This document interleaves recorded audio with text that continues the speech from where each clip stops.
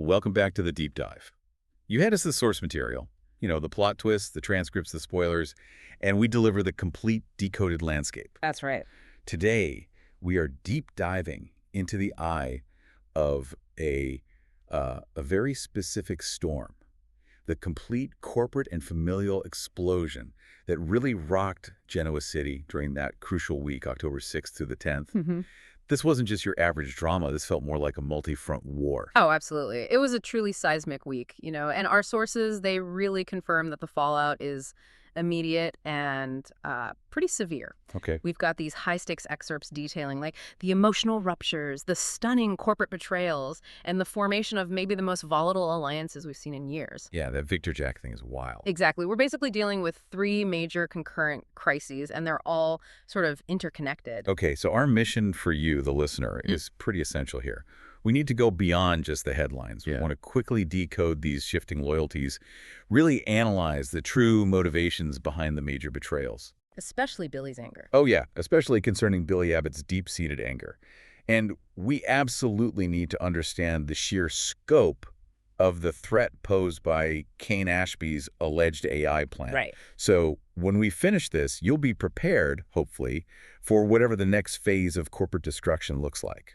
So let's just jump right in then. We really have to start with the emotional epicenter of all this chaos, right? That painful family showdown involving Jill, Billy, and Kane. Okay, yeah, let's unpack the chain reaction here. The catalyst, it seems, is Jill Abbott's urgent arrival. Mm-hmm. She's summoned back to Genoa City ASAP. And not just by one person, but by two pretty major players, Sally Spectra and Jack Abbott. Right, both of them. They alerted her to this dual crisis involving both her sons, well, sort of sons, Billy Abbott and Kane Ashby. The stakes feel instantly high because her return, it just signals trouble across both family and corporate lines. And this is where Jill, instantly makes a choice that kind of defines the rest of the confrontation, doesn't it? It really does. Despite knowing Billy is caught up right in the middle of this mess, and despite the immediate corporate danger that Jack's reporting, our sources confirm her very first stop is, quote, the Kane train. She goes to see Kane first. Okay, but wait a second. Isn't Jill, usually savvy enough to know that prioritizing Kane is going to instantly alienate Billy, especially now when the stakes involve the future of Chancellor and Jabot? You'd think so. Is she trying to set Billy up for a reaction, maybe? Or is this just, I don't know, an unthinking confirmation of her true lifelong favoritism? Well, I think it's probably a mix of both, but maybe leaning towards the latter. The plot definitely needed her to arrive and trigger this whole showdown. Sure. But Jill's actions, they're perfectly consistent with her history, right? That need to sort of save the troubled son first, often at the expense of the one who seems more stable. Yeah, that tracks. And that choice, it immediately sets Billy off. The confrontation is described really vividly in the transcripts we have. Billy arrives probably shortly after Jill gets to Kane's, and he is, quote, really irritated that his mother went to see Kane before him. Understandably. And this irritation, it doesn't just stop at, mild annoyance. It immediately blows up into that old favorite son accusation. Yeah, and this is where all that historical tension just turns into current plot fuel, right? Yep. Billy starts ranting, accusing Kane, who, let's be absolutely clear here, Billy stresses is a fraud and not her bio kid. Make sure to say that. Oh, yeah, accusing him of still being Jill's #1 son. And this isn't just, simple sibling rivalry anymore. This is Billy basically weaponizing the deepest wound he has, feeling secondary to, well, a stranger in Jill's eyes. And Jill's defense is, well, it's pretty revealing, isn't it? She tells Billy she and Kane had a lot to discuss. Okay, fair enough. Mm-hmm. But then she adds this deeper layer, almost self-protective. She admitted she wasn't sure Billy would even let her in his door if she had gone to him first. Wow. And that phrase, it just speaks volumes, doesn't it? Jill confirms her fear of Billy's rejection, his ongoing resentment. She's basically avoiding the harder conversation. Yeah. And in doing so, she confirms Billy's deepest suspicion, that she trusts Kane's compliance, maybe, more than Billy's stability. Mm-hmm. But instead of, easing the tension, it just makes Billy double down. He starts playing tattletale, the sources say, describing the whole exchange as sibling rivalry all over again. But the tattletale here, it's not about something small. It's about a genuinely huge corporate threat. Right. Jill already knows the basics from Jack. Oh, right. But she presses Kane directly about the real reason for his return to Genoa City. And Kane gives this this non-answer, tells Jill he wants to win over some people in town. And Billy is right there, instantly ready to debunk that, just shuts him down with a flat "nuh." Yeah. Billy then details the core threat. Kane's plan to deploy his dastardly AI program, as Billy calls Or it, dastardly, okay. to launch these sophisticated attacks against major local companies, Newman Enterprises, Jabot, and critically, potentially even Chancellor. Which are all companies Jill cares deeply about, or at least has financial ties to. Exactly. These are the companies she's literally sold and traded over the decades. They're all highly sensitive areas for her. So here's the really strategic move from Kane, though. When Jill asks him directly, point blank, are these AI claims true? Kane gives this very controlled, clever, and CC answer, according to the source. He says, I haven't done anything. Yeah, that specific phrasing, it's not just a typical denial, is it? It feels more like a legalistic sheast he's putting up. Totally. As Billy immediately points out, Kane is technically telling the truth right now in that room because he hasn't actually launched the attack yet. Right. But, and this is key, Kane had already admitted everything to Billy before this, revealed he wanted Billy to use the AI for his dirty work. So he's lying by omission to Jill. Precisely. Kane's trying to maintain plausible deniability with Jill, make his hands appear clean while this corporate damage is just looming. It confirms the AI plan isn't some desperate last-minute idea. It feels like a meticulously planned scheme, maybe designed to leave the person behind it untraceable. And all of this just feeds directly into Billy's profound, deep-seated anger. An anger that has roots far deeper than just Kane's latest scheme, obviously. Yeah. He refuses to reconcile. He refuses to call her mom, insisting on calling her Jill. I mean, that's a massive emotional wall he's putting up right there. That refusal to use the title mom, I mean, wow, that's the ultimate expression of disrespect, of detachment, isn't it? It really is. And it stems directly from that foundational trauma, the Chancellor betrayal. Billy reminds her, with full force, that she sold him out. She asked him to run Chancellor, the company Kay Chancellor left to them. Kay's legacy. Exactly, and then she just yanked it out from under him with no warning, selling it to Victor Newman, of all people. Let's just pause on that specific historical point for a second, because, our audience knows exactly how bad that betrayal was. Jill didn't just sell the company. She sold it to Victor. Billy's arch nemesis. Right, Billy's ultimate rival and nemesis. She essentially chose Victor's business acumen over her own son's professional legacy, his trust, everything. This was the moment, you have to think, where Billy learned, unequivocally, that he would always be disposable to Jill when money and control were on the line. Precisely. That second sale of Chancellor 2.0, or whatever you want to call it, that's the foundational trauma driving Billy's current fury. It explains his lack of trust in any partnership, even one designed supposedly to protect the family name. So Billy uses this history, this raw wound, to deliver the ultimate ultimatum. He does. He challenges Jill to choose, right there and then. Will she finally turn her back on Kane and his dirty AI plan?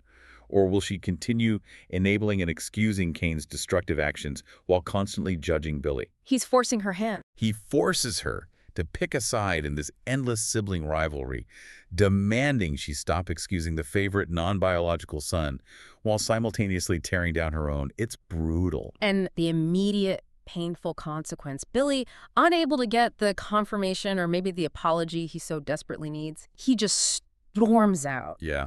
He leaves Jill furious at his disrespect, sure, but also you get the sense deeply defeated by the impossible choice he forced upon her. It's just a total emotional rupture. It really is a huge emotional blow. And the immediate follow-up, it just confirms the damage. Once Billy's gone, Jill expresses this genuine fear, doesn't she? Yeah. That she's going to lose Kane, too. And Kane, having just been kind of cornered by his brother and mother, he spirals even further. Yeah, Kane's existential crisis here. Yeah. It's not just interesting character stuff. It feels like a major plot driver now. Class so. Well, he's struggling with his very identity, right? He's verbalizing this deep internal turmoil. He actually asks himself, is he Kane Ashby, the good man he tried to be?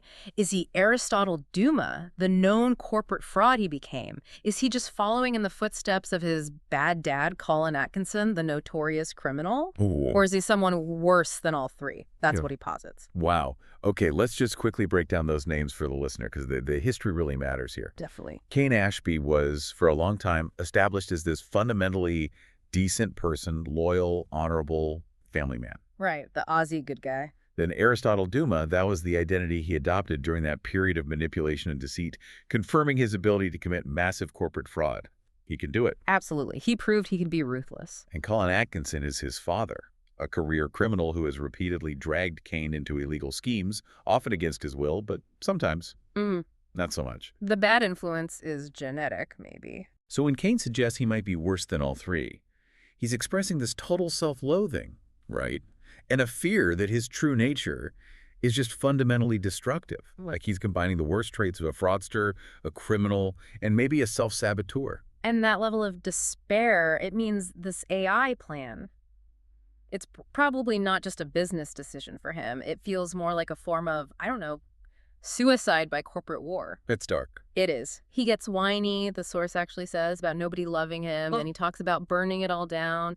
Jill tries to encourage him, don't give up, insists he is a good man. Does he listen? It seems like that encouragement is largely ignored by Kane. His mind seems already focused on total destruction, and that makes him incredibly dangerous to the corporate world right now. Okay, so after navigating that double family detonation, Jill pivots immediately to her next crucial, though entirely different, confrontation. Right, a confrontation that our sources tell us has been long delayed. This one's with Nikki Newman at Nikki's new house. Oh, Ricky. And Nikki apparently opens the conversation by stating she has something long overdue to get off her chest. Okay, that is a massive hook because it shifts the entire mood, right? We move from this kinetic, raw family resentment to, like, a simmering historical feud. Exactly. We should probably emphasize the history here for a moment.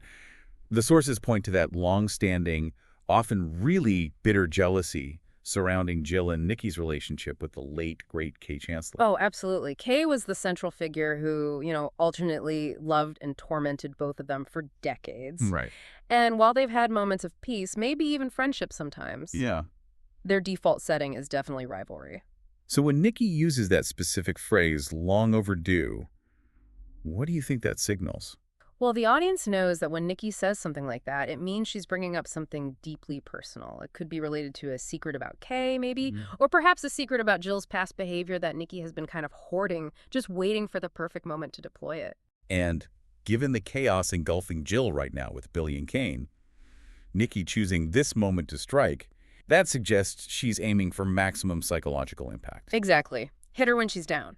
It's classic Nikki strategy, potentially. Okay, so from that emotionally charged family drama, we pivot directly into high-stakes corporate defense. Because apparently the only thing powerful enough to unite sworn enemies is, well, a common foe. Pretty much. We're talking about Victor Newman visiting Jack Abbott at the Abbott Mansion, of all places, to firm up their plan to take down Kane and his AI threat. This partnership is, as Billy later correctly assesses it, an end-of-days scenario. Right. The very fact that Victor and Jack, these two pillars of Genoa City rivalry who have literally spent decades trying to destroy each other's companies and personal lives, are sitting down together to coordinate strategy. That underlines just how severe they perceive Kane's AI threat to be. It's a clear signal. This is an existential threat to both Jabot and Newman Enterprises. But they immediately hit a snag, right, on timing, which kind of highlights their different priorities, maybe. It does. Victor initially wanted to wait for Jill to arrive. He wanted to speak to both her and Jack together, maybe to gain a unified front, or perhaps just to size up the entire opposition before making his move. Classic Victor playing the long game. Always. But Jack, always prioritizing the immediate threat to Jabot and the Abbott legacy, he argues they can't afford to wait. Kane is ready to attack now. That urgency from Jack, it feels tactical, necessary. It shows he views this AI threat as, like, faster moving than Victor's typical slow, methodical defense strategy. Definitely. Jack's in crisis mode. And this is where Victor instantly asserts his power, right? Regardless of the shared objective. Victor declares that he refuses to share his complete plan with Jack. He states he will only share plans with those who have the last name Newman. Ouch. Even in an alliance. Even then... That declaration, though, it isn't just arrogance, is it? It feels like a strategic firewall.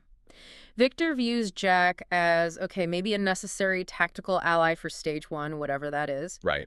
But he absolutely reserves the ultimate control, the end game, and probably the protection of proprietary Newman methods for his own bloodline. Yeah. The power dynamic is crystal clear from the start. Jack is helping, sure, but Victor is leading, and Jack will be shut out of the deepest secrets. So what risk is Jack taking here? by agreeing to a partnership where Victor controls the strategic endpoint. Because, I mean, if Victor's plan involves some massive financial maneuver that ends up hurting Jabba slightly but destroying Kane, Victor will absolutely prioritize Newman protection. Oh, 100%. Jack's betting, then, that Victor's short-term self-interest aligns perfectly with his own need to stop Kane immediately. It's a huge calculated risk for Jack. He knows he probably can't stop this AI alone, so he has to swallow his pride, accept this asymmetrical power relationship. But even Victor shows a moment of, maybe, distraction. He's wondering aloud why Jill hasn't arrived at the mansion yet. And he worries that Billy may have ruined everything by getting to her first. So Victor recognizes Billy's volatility. Oh, absolutely. Victor recognizes that Billy's emotional instability is probably the weakest link in this entire operation. He could blow it up before it even starts. And wouldn't you know it, right as they are discussing him, Billy walks in. Perfect timing. He's fresh off that scorching emotional fight with Jill. Seeing Victor and Jack acting like old buddies is such a shock to him, he calls it the end of days scenario. And he's not really wrong, is he? It sort of violates the fundamental laws of Genoa City physics for these three men to be in the same room discussing cooperation. Totally. Billy is still in full tantrum mode, the sources confirm. He continues his angry streak by immediately accusing Jack of trusting Victor more than he trusts his own brother. Which, again, highlights the fact that Billy's personal drama is constantly overshadowing his ability to be a reliable partner, right? Even against a shared enemy like Kane, Billy's first instinct isn't cooperation. It's to relitigate past betrayals involving his brother and Victor. Always looking backwards. So he demands to be included in the strategy. But Victor's initial response is just pure cutting contempt. What do you say? Victor flatly refuses. He laughs, apparently, and states that Billy would just run and tell Kane everything. He basically calls Billy out as a liability, a potential mole. Ouch. Not because Victor thinks Billy is malicious, necessarily, so because he sees him as emotionally compromised and desperate for validation from maybe the wrong people. Okay, so this moment of disrespect, though probably really painful for Billy, it directly leads to the critical strategic pivot, doesn't it? It does. Victor's mind only changes when Billy reveals the new, vital piece of intelligence. He tried to warn Jill about Kane's AI plan, but she seemed unconcerned. And that information fundamentally shifts Victor's approach. Jill's lack of concern, whether it's because she believed Kane's clever lie of omission, or maybe she's just distracted by wanting reconciliation, it means Victor and Jack cannot rely on her to neutralize the threat from the inside. Right, they can't use her as an intermediary. Exactly. The family solution is officially off the table now. So Victor pivots instantly. He recognizes the need to change tactics, declaring that he, Jack, and now Billy must divide and conquer to deal with Kane's AI threat. Oh. This unlikely trio, the ruthless patriarch, the cautious CEO, and the volatile wildcard, is officially united for now. We really have to discuss the inherent volatility of this trio, though. I mean, Billy is this unpredictable element of pure emotion. Definitely. Victor is secretive, always has a hidden agenda, you know that. And Jack is simply desperate to protect Jabba, probably at any cost right now. So divide and conquer. What does it even mean with these three? Well, it suggests maybe separating the targets, hitting Kane from multiple angles. But it also raises the absolute certainty that these three will inevitably turn on each other the moment Kane is neutralized. Oh, for sure. This alliance is temporary. It's entirely tactical. It's built on sand. And we get immediate confirmation of just how serious Victor's approach is, Yes. right? From within the Newman Empire itself.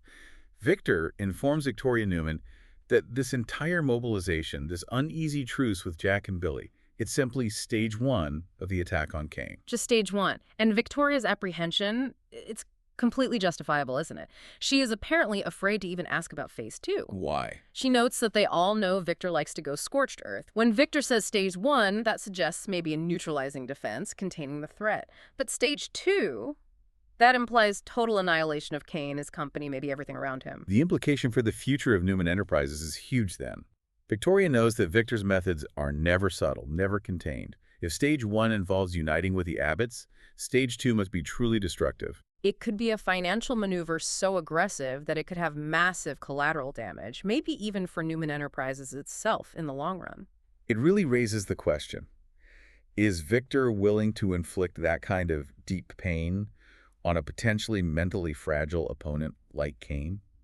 Especially one who's already talking about burning it all down himself. That makes the retaliation incredibly dangerous. It could escalate beyond anyone's control. Okay, so while the corporations and the families are duking it out in this spectacular display of, corporate warfare and backstabbing, Uh-huh. a completely separate, maybe even darker crisis is unfolding quietly in the background. A crisis of, like, law and consequence. Right. Tessa Porter and Daniel Ramalotti returned to Genoa City after this off-screen investigation they've been on. And this wasn't a vacation, right? Their trip was entirely focused on uncovering the painful truth behind Mariah Copeland's confession from a while back. Exactly. Specifically, they were tracking down the hotel where Mariah was staying when she previously told Tessa, in confidence, that she nearly killed a man. Whoa, okay. So they were essentially tracking physical evidence, maybe witnesses related to a potential crime.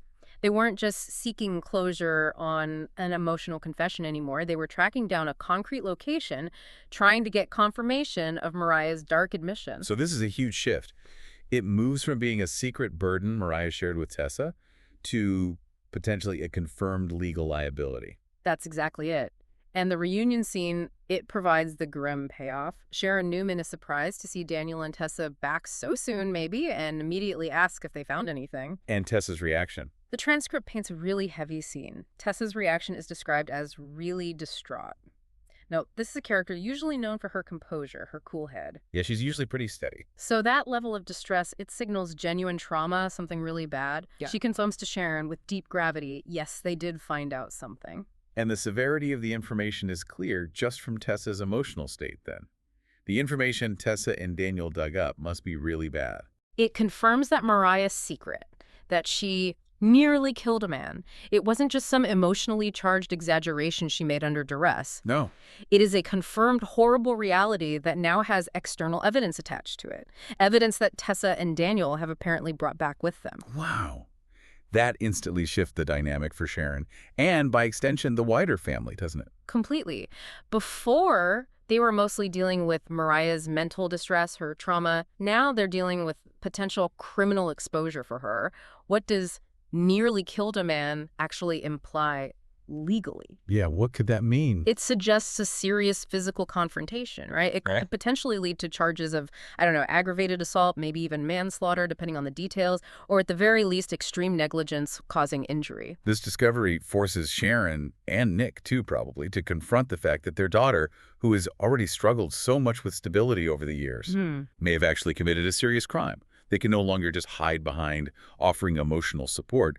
They now might need legal counsel, a strategy for defense, all while the corporate world around them is tearing itself apart. And that's the true gravity of this separate crisis, isn't it? It moves from being this hidden secret, which maybe only Tessa and Mariah really knew the depth of, into a confirmed, undeniable fact that must now be dealt with by the entire family structure. Right. And that kind of legal information, as you know, often has destructive ripples across Genoa City, especially when it involves the powerful Newman family, who are now juggling this massive corporate warfare with a confirmed criminal threat potentially hanging over their child. It pretty much ensures that even if Victor and Jack somehow successfully stop Kane's AI, the Newman family won't have a moment of peace anytime soon. Yeah, the drama truly never sleeps in Genoa City, does it? Never. Hashtag outro. Okay, so let's try and bring the whole picture back into focus here. That week, the week of October 6th to 10th, it was just a devastating triple threat of interconnected crises, wasn't it? It really was. We saw that bitter family fracture centered on Billy, Jill, and Kane, where Billy's deep-seated resentment over the whole Chancellor betrayal led him to that dangerous ultimatum with Jill. Then we watched that uneasy yet powerfully strategic corporate alliance form between Victor, Jack, and unbelievably Billy to combat Kane's AI threat. The unholiest trinity. Right. And finally, kind of simmering beneath it all, we saw the emergence of this dark, confirmed criminal secret with Tessa and Daniel's investigation into Mariah's confession. So the essential takeaway for you, the listener, really seems to be understanding that immediate link between personal trauma and corporate strategy. Yeah, that's key. Billy's fury over Jill selling Chancellor to Victor. Yeah. It isn't just old family bitterness anymore. It's the exact reason he's now so unreliable, so emotionally unstable, that he actually compromises the entire corporate defense against Kane's AI plan. His personal betrayal, Jill's betrayal of him, is actively fueling the corporate vulnerability that Victor and Jack now have to compensate for. It's fascinating. Yeah, what started as like a sibling fight about who Jill loves more has morphed into a strategic necessity driving Victor Newman's Stage 1 defense plan. Everything is connected, and personal history is always the fuel in GC. Always. And that leads us to the larger implications sort of looming over Genoa City, particularly Kane's descent, right? We talked about his volatile identity crisis. Is he Ashby? Is he Duma? Is he Atkinson? Or is he worse than all three? Right. That desire he expressed to burn it all down, combined with this sophisticated manipulative AI program he apparently possesses. It suggests a threat that far exceeds just a simple corporate takeover attempt. He seems to be aiming for self-destruction, maybe masked as corporate destruction. So given Kane's apparent emotional fragility, his expressed desire to maybe self-destruct, let's go back to the ultimate corporate power play for our final thought. Okay. Victor likes to go scorched earth, and Victoria is rightly terrified of Stage 2. So what level of damage is Victor Stage 2 willing to inflict on an opponent who might actually be seeking total annihilation? That's a chilling question. Will Victor use Kane's mental instability to his tactical advantage? Could he potentially destroy not only Kane's scheme, but Kane himself in the process? And what would be the consequences of that? The legal fallout, the emotional fallout for Jill, for Lily, for everyone involved? It could be massive. And on the family front, we absolutely cannot forget that crucial confrontation that is apparently long overdue. What specific, potentially devastating revelation is Nikki about to spring on Jill? Right, what's in her arsenal? Given the timing, this doesn't feel like just a casual reminder of some old history with Kay. Is Nikki using this moment of maximum chaos and distraction when Jill is weakest and most defeated by her sons to deliver some kind of fatal, maybe unrelated blow to Jill's standing or her corporate assets or her reputation? That emotional reckoning, timed so perfectly by Nikki, it might end up being the most devastating consequence of the whole week, completely separate from the AI plot. A lot of personal history and professional ruthlessness just converging all at once. It's quite a storm. It really is. Thank you for joining us for the deep dive. We'll see you next time.